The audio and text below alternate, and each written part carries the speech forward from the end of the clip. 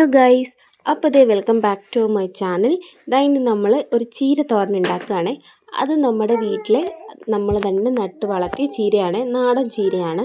ചുവപ്പ് ചീരയുണ്ട്, പിങ്ക് ചീരയുണ്ട്. അപ്പോൾ ഇത് രണ്ടും ഞാൻ കട്ട് ചെയ്തെടുത്തിട്ടുണ്ടോ. ഇനി ഇതിവിടെ നിർത്തിയാൽ ശരിയാവത്തില്ല, കാരണം മൊത്തം ഇതിങ്ങനെ പൂത്ത് തുടങ്ങിയിട്ടുണ്ടായിരുന്നു, കട്ടിയായി മാറും.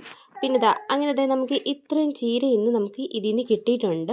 ഇനി ഇതെല്ലാം ഞാൻ കഴുകിയെടുത്ത് വെച്ചേക്കാം കേട്ടോ. കഴുകിയെടുത്ത് ഇതെല്ലാം കട്ട് ചെയ്തെടുക്കണം. ചീരയാകുമ്പോൾ നമുക്ക് കൈവച്ച് കട്ടിയെടുക്കുമ്പോഴാണ് അതിൻ്റെ ആ ഒരു ടേസ്റ്റ് നമുക്ക് ഫീൽ ചെയ്യത്തുള്ളൂ, ചീര തോരൻ വെക്കുമ്പോഴേ. അങ്ങനെ എല്ലാം ഞാൻ അത്യാവശ്യം കട്ട് ചെയ്തെടുക്കുന്നുണ്ട്. കട്ട് ചെയ്തെടുത്ത് കഴിഞ്ഞപ്പോൾ ഇതിൽ കുറച്ച് ഉള്ളിയാണ് ഞാൻ ആഡ് ചെയ്യുന്നത്. ഞാൻ ഡയറക്റ്റായിട്ടാണ് ഇടുന്നത് കേട്ടോ.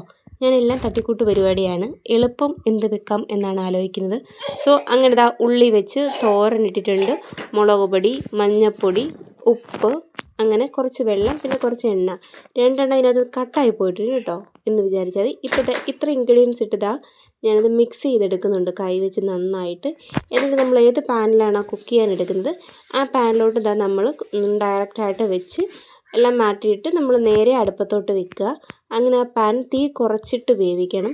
അപ്പോൾ നമുക്ക് ഇത് നല്ല അടിപൊളിയായിട്ട് കിട്ടും. അങ്ങനെ അടച്ച് വെച്ച് 1-2 സെക്കൻഡ് കഴിയുമ്പോഴത്തേക്ക് നമ്മൾ തുറന്ന് നോക്കുമ്പോൾ ഏകദേശം അത് വേവായിട്ടുണ്ട്. പിന്നെയും അടച്ച് വെച്ച് നമ്മൾ കുറച്ച് നേരം ഒന്ന് നോക്കണം. അത് കഴിയുമ്പോൾ നമുക്ക് അടിപൊളി ചീരത്തോരൻ റെഡി ആയിട്ടുണ്ട്. അങ്ങനെ നമുക്ക് നല്ല അടിപൊളി നാടൻ ചീര നമുക്ക് റെഡിയായി കിട്ടിയിട്ടുണ്ട്. എൻ്റെ വീഡിയോ കാണുന്നതിന് താങ്ക് യു.